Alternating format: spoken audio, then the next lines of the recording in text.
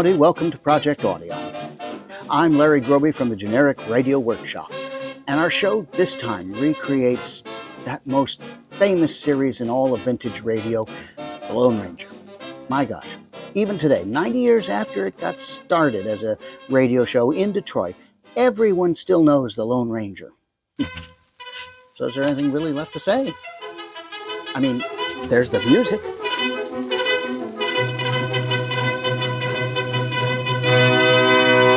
A fiery horse with the speed of light, a cloud of dust, a hearty shout of hi-yo silver, the Lone Ranger. Here he comes riding to new thrills and glory with this wonder horse called Silver. Wait, stop. Those aren't the right words. That's not how the show sounded. Well, actually, yes. In fact, in 1934, that is the date of the script we'll be recreating, that's exactly how the show started. And that's just one difference. In fact, this vintage episode has to come with some trigger warnings, if you will. I'm not speaking of the trigger-happy masked man, and there's no horse called Trigger. That was Roy Rogers. The Lone Ranger rode Silver, of course.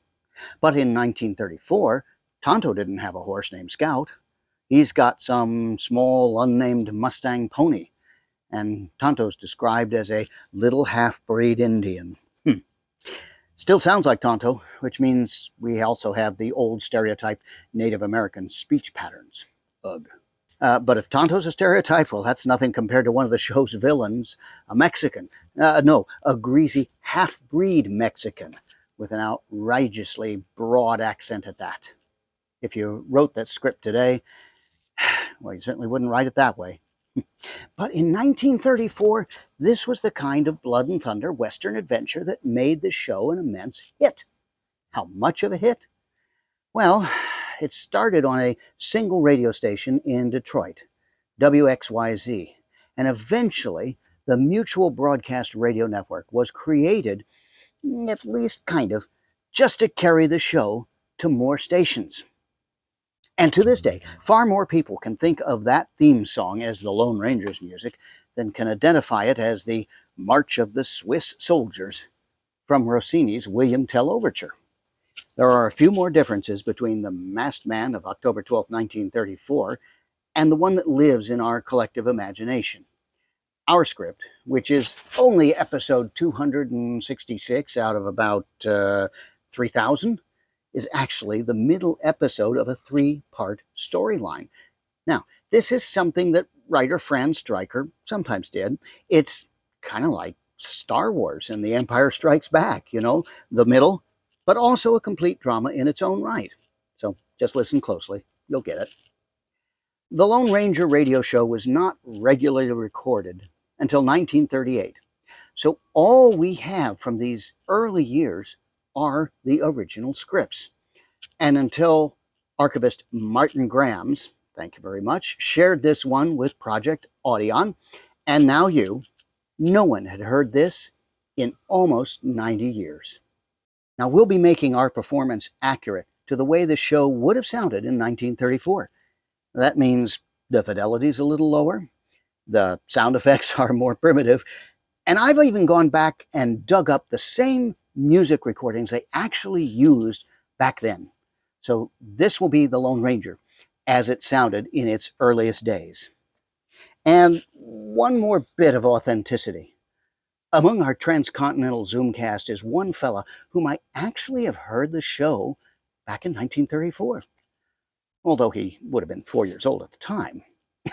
However, Chuck Doherty also actually performed on the Lone Ranger show from WXYZ Studios in the early 1950s. He's one of the last actors still around who did. And we're thrilled he's with us today. And so, return with us now to those thrilling days of yesteryear. Oh, wait. That's another line they hadn't actually written in 1934. Anyway, I'm not talking about the Wild West, but the early years of that greatest Western hero, the Lone Ranger.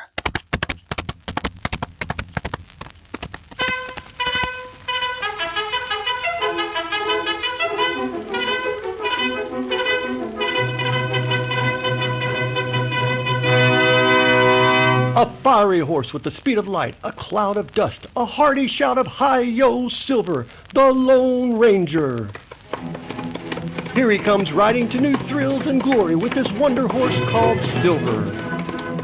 Come along there, Silver. Stretch out those legs. There are outlaws of the worst kind that we must run to earth. Hi-yo, Silver! Hooray!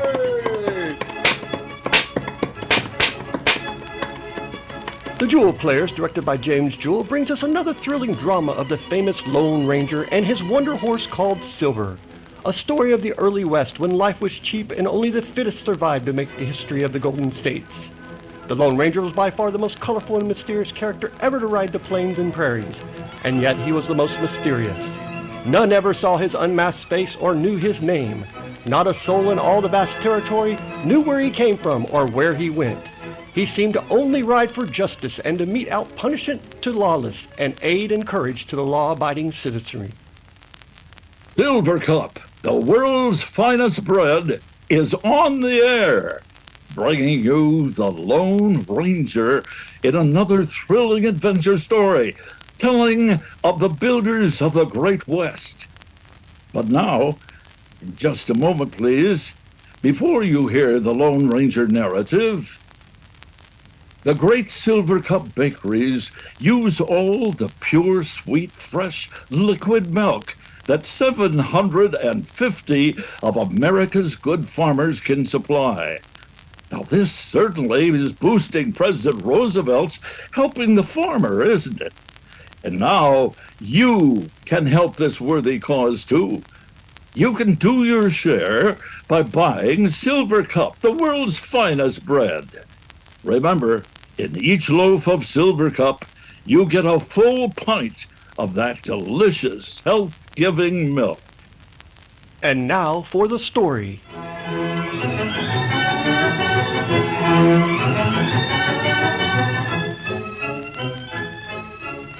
Tracks were being laid across the vast state of Texas to bring a railroad from the east towards Santa Fe. A large band of riders, all of them desperate and rough to look at, are riding down on the section of country that has been spanned by tracks. Far ahead of the riders, there's a large number of workmen laboring in the broiling sun to stretch the tracks across the endless miles. Two men are in the lead of the band of riders.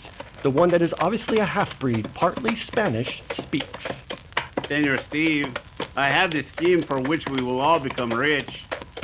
Magdalena, being rich is just what I aim to do.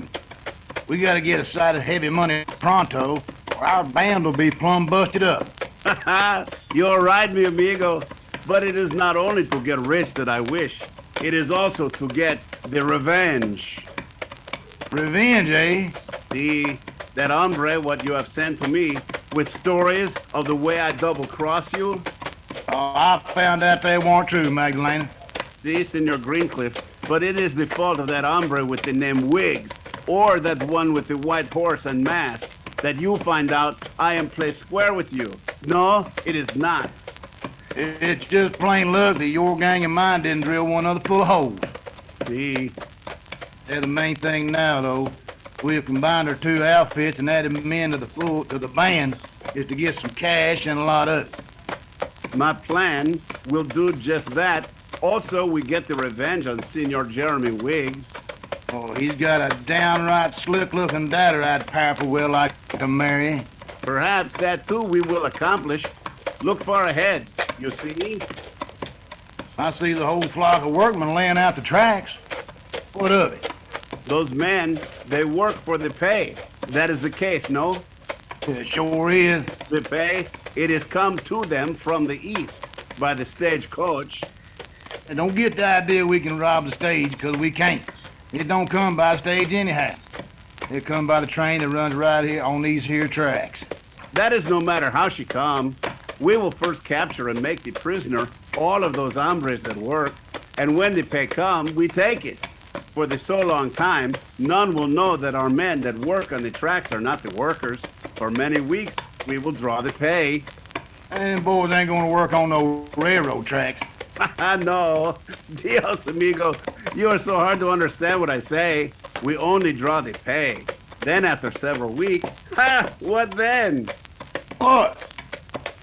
Then we tell the one that brings the money, when he shall come to return, that he shall say, there will be no more work done, that the men are hidden and will not be found, until he have make the hombres that make the railroad send out mucho cash pronto. Huh? Say, do you mean to kidnap the whole army of track makers? Si, senor. That is a good scheme, no? By gum, that's a corker if we can do it. We will do it, and later, you will see how it will harm this man named Wiggs, and his daughter and his wife, and you will see many things of the cleverness of Magdalena. Now, amigos, pronto, vámonos, ándale, get up, diablo.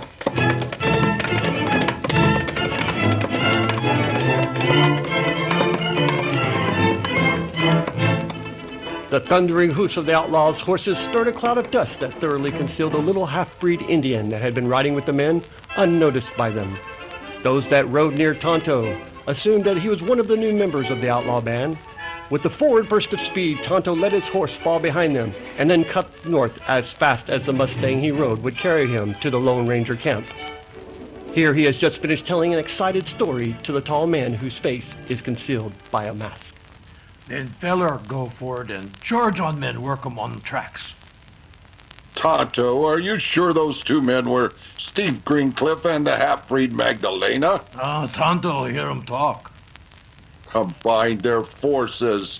They sit quiet plenty long time, make 'em up new band, get 'em plenty new hand, plenty more outlaw. And it was my fault that they came together.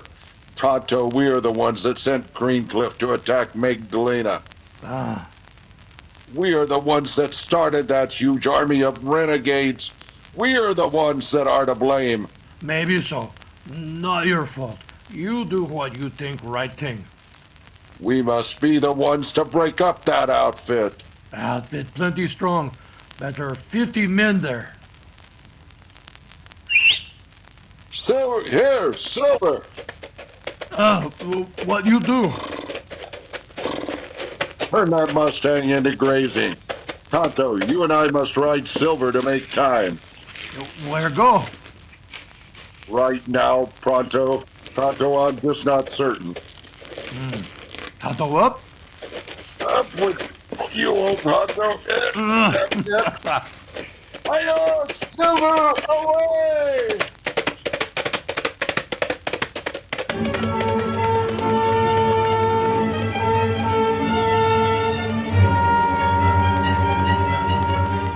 For once, the careful plans of the Lone Rangers seemed to have gone astray, with the result that they have been sprung into being a powerful and ruthless band of criminals who will stop at nothing to attain their ends. We've heard Jeremy Wiggs' name mentioned.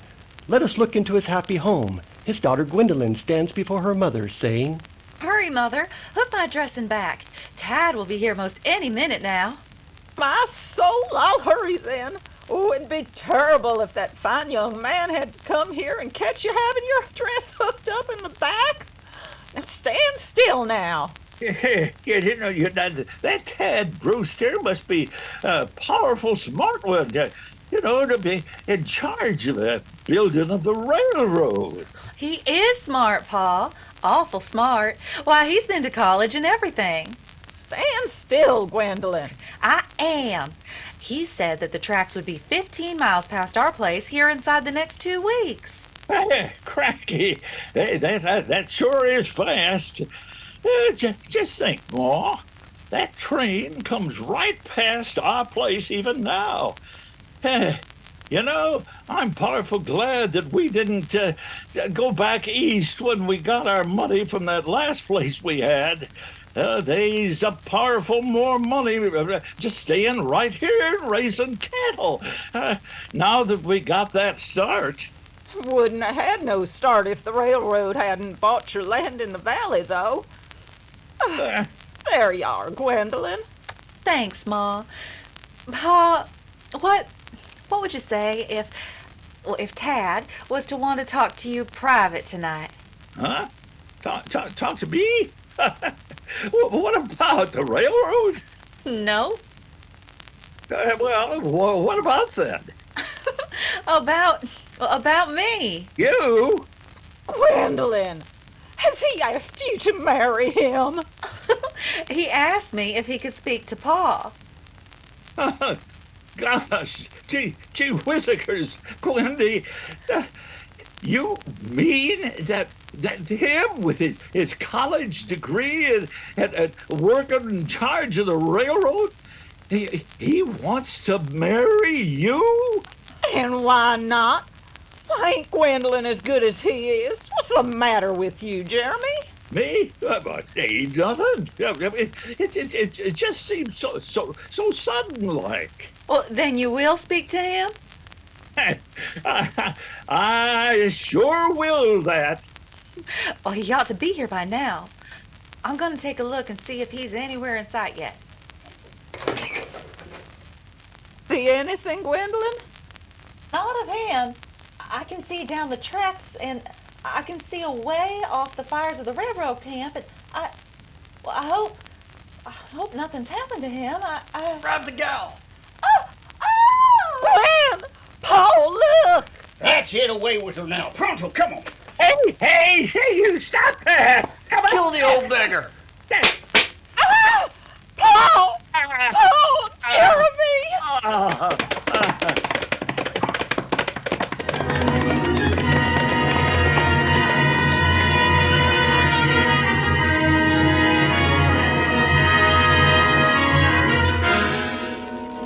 In the railroad camp, the scene was not as Gwendolyn had supposed. Tad Brewster, the young foreman in charge, was well tied and bound, as was every other member of the working crew. Magdalena and Steve Greencliff seemed to be waiting for someone to report to them as they sit and talk to pass the time. The ugly breed says. You see, amigo, I have changed the plans all the time as I see chance for improvement. Don't get in too deep, that's all, Magdalena. Dirty rats. What are you going to do with us? For a time, we will take the pay as it comes, and in the meantime, you will lead your men to help make us more rich. It was a happy thing when you mentioned your love for the senorita named Wiggs. If you touch her, I'll... You won't do nothing, Brewster. Nothing.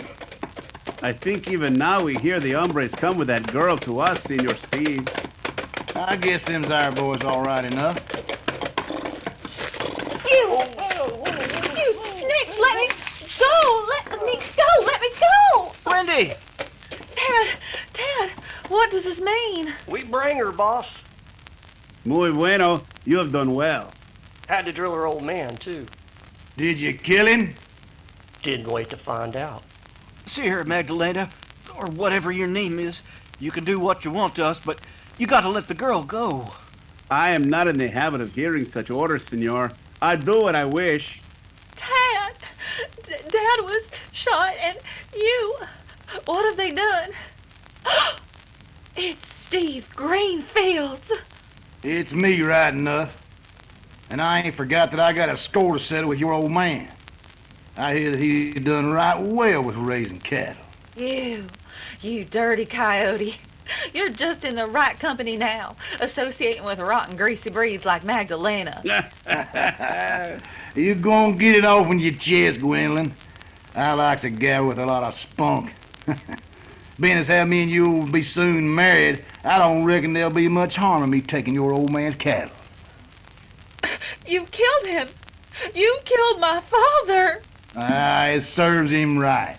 If it weren't for me, he'd never got his start raising cattle. You need not struggle, senor. The ropes there are well tied. Gwen, these rats have overpowered every man on the working crew. There's over 50 in this outlaw gang. Shut up! I'll do the talking. I'm gonna be downright decent with you, Brewster. I ain't gonna kill you or the gal. All I'm gonna do is to send you with a sizable bodyguard with a Wiggs place. If old Wiggs is still alive, you can talk to him. If he ain't, you can talk to the missus. What for? I reckon they'll believe you. You tell them just how things stand here and tell them if they want their daughter to stay alive, they're to sign over the Triangle K Ranch to you. And you're going to sign it over to me. And we won't have to bother with no brand changing. Ain't that the ticket, pard? Bueno, amigo, that is it. Don't do it. Tad, don't do it. Yes, Tad, do it. Caramba! I don't have a voice. Get your guns. Hi-yo, Silver! Away!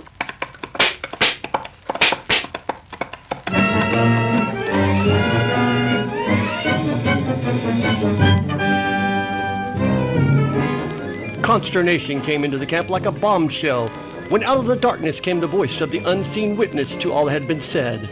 Guns blazed at the flashing white shadow that sped along the moonlit rails of the tracks towards the Whig's place. A light of hope came into the face of Gwendolyn and an expression of wonder into the faces of the prisoners, while black hatred darted from the eyes of Steve and the man named Magdalena. Outside the house of the wounded man, the voice came again from behind the mask of the mystery rider. Whoa! Whoa, Silver! Whoa, boy!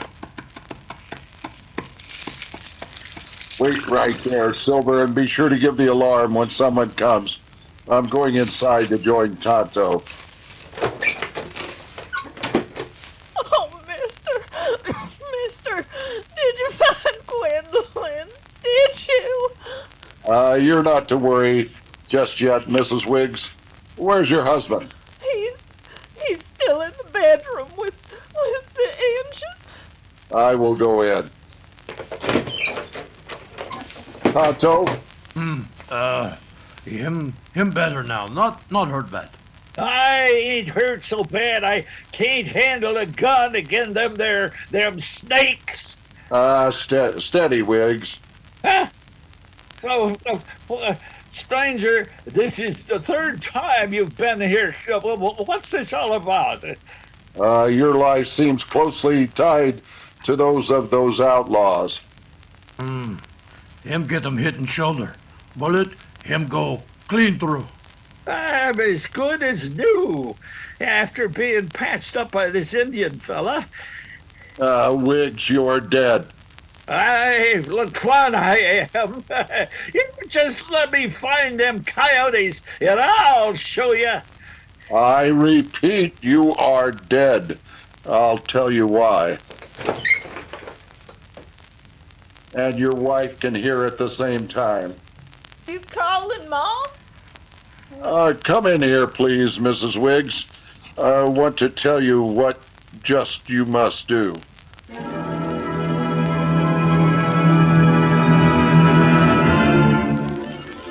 A plan of the Lone Ranger is in the making. With such superior forces as the outlaws have, what can he hope to accomplish single-handed? Let us skip 2 hours of time. Steve and Magdalena, with Tad between them, are riding toward the Triangle K Ranch house. Steve says, I figured we might as well get the signing of the papers done right away, Magdalena. Sure. Well, they're so worried about that senorita. Eh? Men will get yours for this. You better not talk too much, Brewster. When we get them papers signed giving you the ranch, that ranch comes tied to us, being as you've already signed the second paper. And not having no more need of you, well, we might just sort of kill you. There's the house. We will be holding the guns on you all the time you're in there, Senor Brewster. So you will be most careful what you say. Whoa! Oh. Yeah. The old woman is sitting in the window there alone. Wonder how bad the man was shot. I hope he was killed. You go now, Brewster. Here it is, the paper. And just remember, if you don't get it signed, your gal is due to die slow and painful like. You... In with you!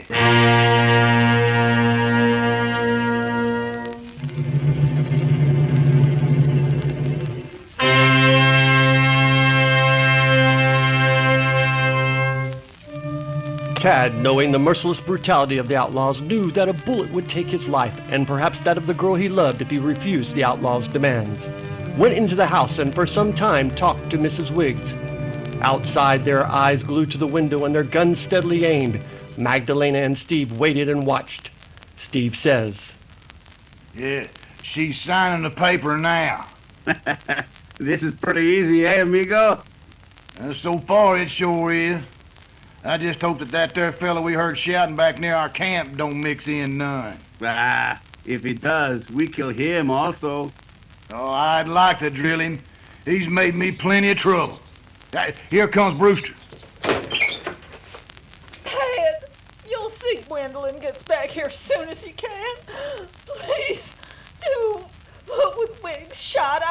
I ain't nothing to live for but Gwendolyn. I will, Mrs. Wiggs. I reckon the old man was killed. Good enough. Bueno. For paper, you sneaks. Now, will you let the girl go? We see about it. Listen, she says if you want that cattle, now that it's yours, you gotta take it right away, tonight. Eh? Why tonight? Because Wiggs as good as promised it to a big rancher to the north, and he'll be riding down here in the morning with his cow hands. And why is she so anxious for him not to have it? She's very eager that we should have it, eh? Of course she is. I told her that it was the only way that her daughter's life could be safe. I told her all about you and your dirty schemes. Yeah, that's just as well. I'm glad she knows that Steve Greencliff ain't to be trifled with. You'll have to round the herd up tonight and get it away, because if you don't, the Lazy K folks will be here tomorrow, and you'll have trouble. Why are you so anxious we do not have trouble? There's only one thing I'm anxious about, and that's my girl. Come on, Magdalena. We'll go get our boys and drive that cattle to the south. Get up! Get up! Oh, you're still here. Yes, Mrs. Wiggs, I stayed to see just what you would do. You did exactly right. Tonto! Me come. Hey, I'm in on it too, whatever game's gonna be played. You stay right here, Wiggs, and wait. But see here. You do what told. Better that way. Why'd you have me sign that paper, Mr. Masked Man? If your husband had signed it, it would have been legal. All of your property would have gone to Brewster, and the outlaws have already made him sign it over to them. With your signing the paper, the sale agreement doesn't mean a thing because Wiggs is alive. We got to get Gwendolyn. We got to get it. Them rotten coyotes will never let her go. Not even with the paper being signed. You stay here, Wiggs, and you will hear from us later. Come, Tonto. Tonto ready. The back way. That's where Silver is. You just let me get one shot at that Steve Greenleaf. That's all I want. Oh, Jeremy, will we ever see Gwendolyn again? Hi-yo, Silver! Away!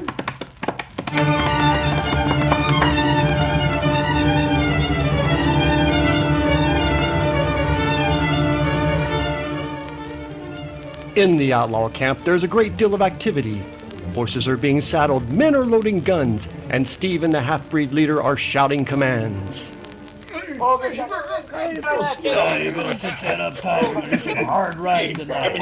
Gwendolyn turns to Tad, who has again been roped to a tree beside the girl he loves. Tad, what are they going to do now? What's their scheme? Starting out to round up the Triangle K cattle. Boss? Yes, I did what they told me to, because that masked man you spoke of said I should, and you said I should. Yes. Your mother said that I should tell them they'd have to take the cattle tonight. Where was Father? I didn't see him. Is he dead? Did that shot kill him? Now, honey, let's not think of that just now. We won't think anything for a little while. Oh! Now then, you two, don't try to get away because it won't do you no good. I'm leaving half my boys here to guard you and your railroad workers, you see? Well? Maybe I'll be gone till after daybreak, and when we comes back, there won't be no more Triangle K cows in sight. Then we'll see about what we do with you. All set, pard? Ready, amigo. Come on in. Get shoving, boys. Get up! Tad, poor father has just had one run of hard luck after another. Oh, Tad, this'll be the end. Even if the bullet didn't kill him, losing his cattle will. Be Tonto. You keep 'em plenty quiet. Oh, Ooh.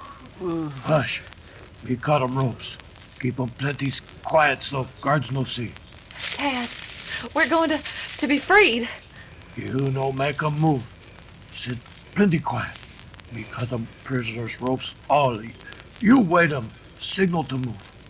Right, I will. What will the signal be? You wait. Sit plenty still.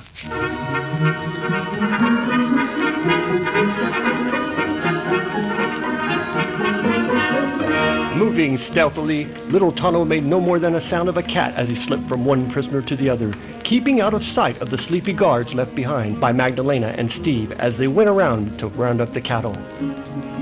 For some time, Tad and Gwendolyn sat not daring to move lest they betray the fact that their hands were no longer tied. Just as daylight began to make visibility possible, a great white horse thundered into camp, and in each hand of the masked rider, heavy guns blazed forth with crashes that brought each outlaw guard to his feet. Come on there, Silver. Oh, boy. All of you, I bring you word of Magdalena and Greencliff. Come close to me. All of you guards, come over here. What do you want? Who be you? Well, what about Magdalena? Drill him and have him done with him. Every one of you men is a prisoner. Tad, bring up your men. Come on, boys. Grab them rats. Can't do that, can he? Taken completely by surprise, while their attention was focused on the masked rider, the outlaws left to do guard duty were quickly overpowered by the railroad workers. When the short, bitter fight was over and the outlaws well in hand, the masked man spoke again. Tonto, you take the girl to her mother and father. My father, is he all right? Is he alive? He is all right and anxious to see you. Ted, direct your men to take the clothes and the horses of the outlaws. Put on the clothes and saddle the horses. Hear that, boys? This fellow's giving the orders now. That working car on the tracks will be a good place to leave the outlaws. Tie them inside it.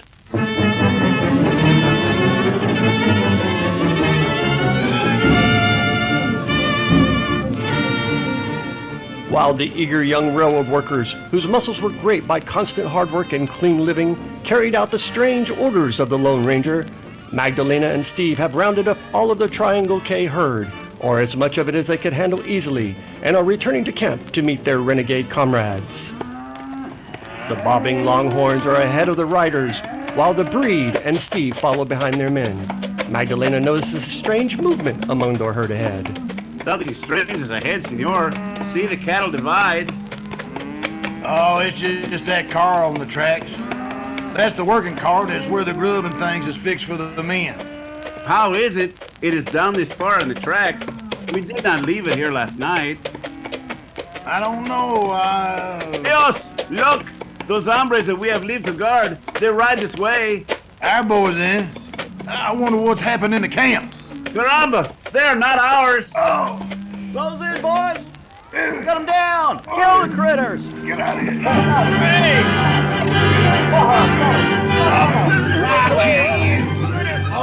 Once again, the railroad men with shouts of vigor drove quickly into the ranks of the outlawry, and again they were able to be approached close to their enemies before being noticed. The change of clothes deceived the outlaws until the attack became a hand-to-hand affair of short duration. When it was over, Tad rushed to the home of Wiggs. Gwendolyn. Gwenny. Oh, Tad, look at you. My soul! Your face is cut. Oh, that's nothing. We cleaned out the whole gang of crooks. Did you get Magdalena? Oh, you bet. And Greencliff? I broke his nose and 3 teeth myself. Oh, Yeah. and your cattle can be rounded up in no time by your men. Hey, I want to see him for myself, them crooks, and laugh right up. And well, where be they now? And when is the government going to come and get them? Oh, we'll take 'em. They're all tied in the working car, and they'll stay there till tomorrow.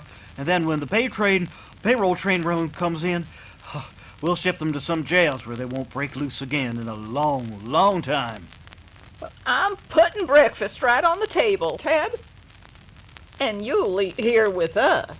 Oh, that'll be fine, Mrs. Wiggs, but while we're waiting, that is, Mr. Wiggs? Never mind, Ted. My answer is sure thing.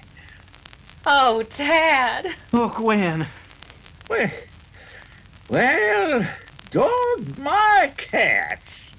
That sort of thing's done out all right after all, you know. Say, I wonder what happened to that masked man and his Indian pal. I wanted to thank them. Did anybody see where they go? Ho, Silver! Away!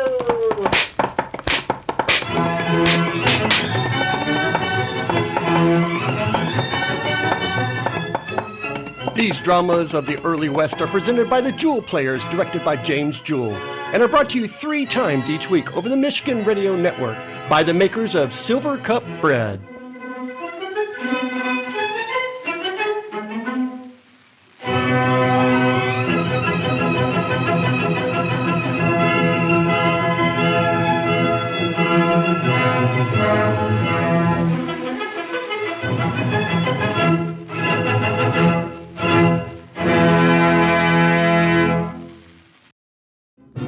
You've been listening to Project Audion's recreation of The Lone Ranger, episode number 266, from way back in October 12th, 1934.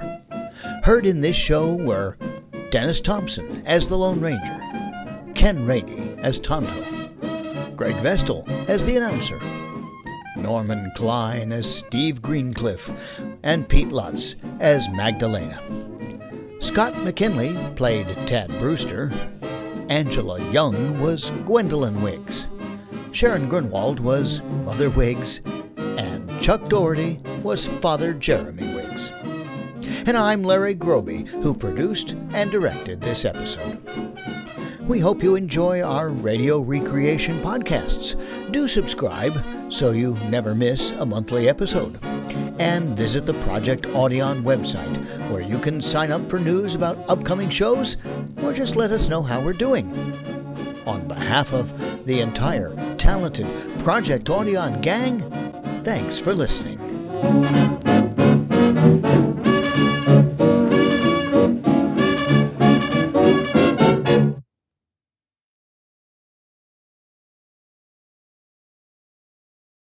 The Lone Ranger told Tonto, "Here, Tonto, you take Jack back to his mother, and I'll go on after the bad guys, and we'll meet up over here, wherever here was." And I don't remember all that, but at any rate, so Tonto, the show follows Tonto as he took the kid back to his mother, and he got to the kid's house, and his mother came out and said, "Oh, Tonto, I'm so glad you found him. Here, Tonto, you hold the reins, and I'll help Jack off the horse." There was a slight pause, but not really, and maybe a snicker way off mic. But